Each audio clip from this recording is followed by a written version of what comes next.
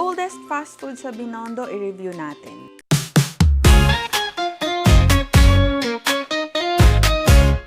Sabado ngayon at sobrang haba talaga ng pila. Grabe, pero tsatsagain natin to kasi highly recommended. At sabi nila talagang masarap ang pagkain dito. Nandito siya sa mismong Ongpin Street. Tumbok nito yung Binondo Church. So, ayan siya. Ayan. Sa taas niya yung mezzanine cafe pero under renovation. Sobrang haba talaga ng pila, guys. 1 hour and 17 minutes tayong pumila bago tayo nakapasok at nabigyan ng seat. So, ayan, makikita mo dito yung mga niluluto nila.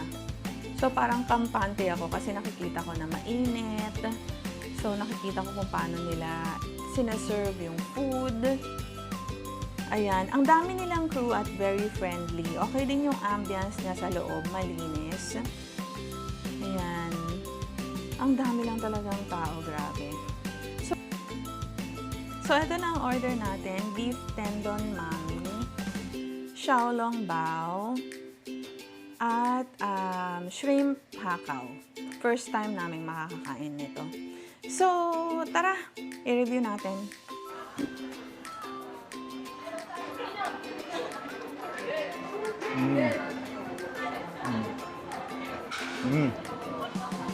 Masarap. Hindi ko alam kung gutom lang ba talaga ako o talagang masarap. The best. Okay, first of all, malaki siya para sa 240 pesos. So, ayun. Grabe ang sarap. Sulit yung 1 hour natin na grabe, no? Or gutom lang ba talaga tayo? Gutom lang. Ito, tendon to. Tingnan natin. Bilang mahilig talaga tayo sa mami. At pasensya na kayo, may ginagawa, may nire-renovate sa kabila. Yung mezzanine cafe. Dali ang kadala. Hirapan ako dito. Kasama nung noodles na. Yung noodles niya, ano ba tawag sa noodles?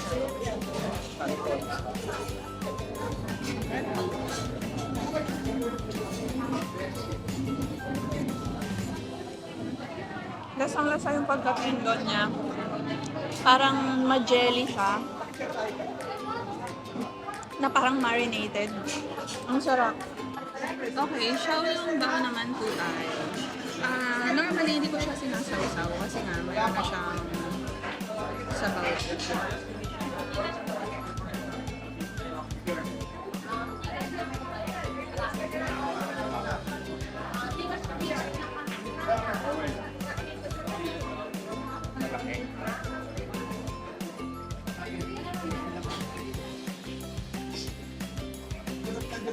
Parang feeling ko, mas malaki yung xiaolong bao dito kaysa sa Hong Kong. Tapos, yung ano niya, anong tawag dito? Basta yung labas niya, mas makapal, mas thick kaysa sa xiaolong bao sa Hong Kong. So, hindi siya basta-basta mapapasa. Tapos, ano siya, parang may herb siya sa loob, yung sabaw niya. Ganon. Pero sulit, sobrang sarap, tumatalsik. Hindi kailangan isawsaw. Ayun. Okay, so tikman naman natin tong shrimp hakaw. Ako, kinakabahan ako. Kasi may allergy tayo dito. Pero hindi naman masyado. Tingnan natin.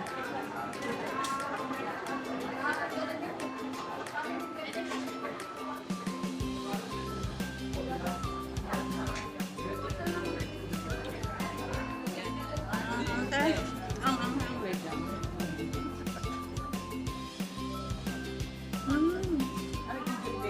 The best to. Panalo to. Wait lang. Sobrang anghang lang talaga nito. Pero siguro, mamagin na natin. Pero sobrang grabe yung lasa niya. Paano ko kayo i-describe? Punong-puno siya sa loob. So, hindi siya yung parang pag minot mo na siya, eh, parang yung loob niya walang laman. Punong-puno siya. Ano ba yung ano niya? Feeling ko may lasa siyang rice sa loob na may shrimp. Ganun yung feeling. Tapos, yung anghang niya sa una lang. Parang may magic tong sauce na. Sa una lang yung anghang niya. After nun, wala na. Ang galing. So, how was the meal? Okay, so sobrang sarap nung tendon mami tendon noodles, tama ba? Pero yung noodles niya, parang ordinary lang siya na noodles. Pero I think strategic siya kasi para ma-highlight yung lasa ng sabaw at saka ng tendon. May lasa talaga yung tendon, para siyang marinate, sobrang lambot niya. So, ayan. Sa price niya na 240 pesos, malaki siya. So, sobrang sulit niya sa price. Hindi siya yung tipong experience na kumain ka lang sa kung saang restaurant. May distinct taste talaga siya. Tapos, parang ito yung experience na pwede mong balikan dito sa Binondo. Ito namang Xiaolongbao. Sulit din siya sa price niya. 10 siya, 10 pieces for 240 pesos. So, hindi kasi siya tinipid eh. Hindi siya tinipid in terms of yung ingredients at saka yung lasa niya. Like what I said kanina, parang dito, meron siyang distinct taste. Tapos yung shrimp hakaw na naubos na namin, ito talaga, dito ako nagulat. Sobrang fully packed siya sa loob, may shrimp siya. Tapos siya hindi ko ma-explain yung lasa niya eh.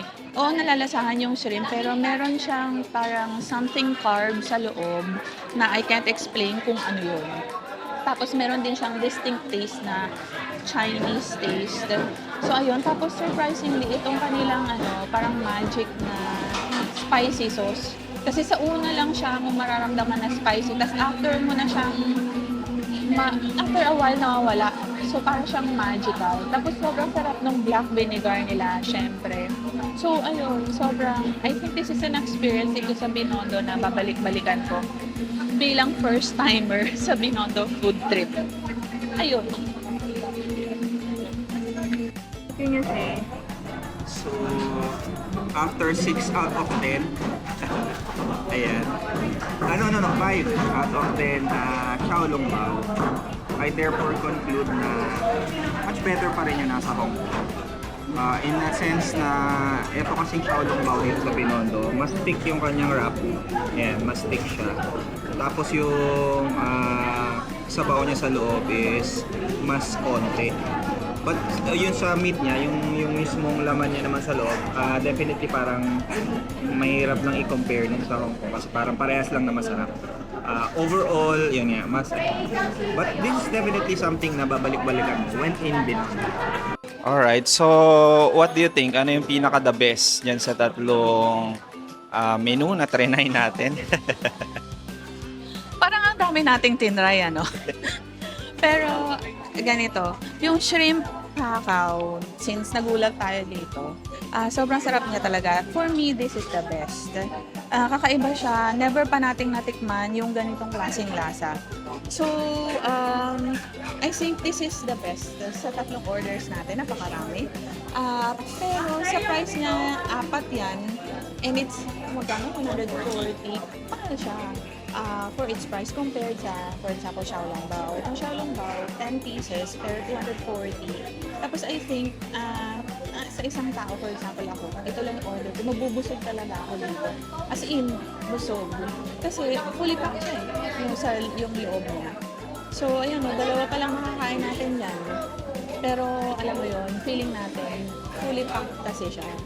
So, kaya naman natin yung ubusin. Pero sa isang tao, isang meal na yung Xiaolongbao sa 240 pesos, worth it siya sa price niya. Especially this one as well. Yung tendon mami noodles soup. Kasi yung lasa ng kanyang tawag dito, nung soup mismo na as in panalo. So, yun, 240 pesos, tapos buo siya, tapos naghati pa tayo. It's more than enough. So, it's worth it. Pero ito talaga, pang side dish kasi yung shrimp hakaw. Parang gusto ko pa ulit umorder. Kasi ang ang sarap niya, kaya lang, you will have to allot extra budget for this one kung gusto mong marami ito kasi apat lang siya, 140 pesos. So, if budget is not a concern, alam mo yun, I highly recommend this one.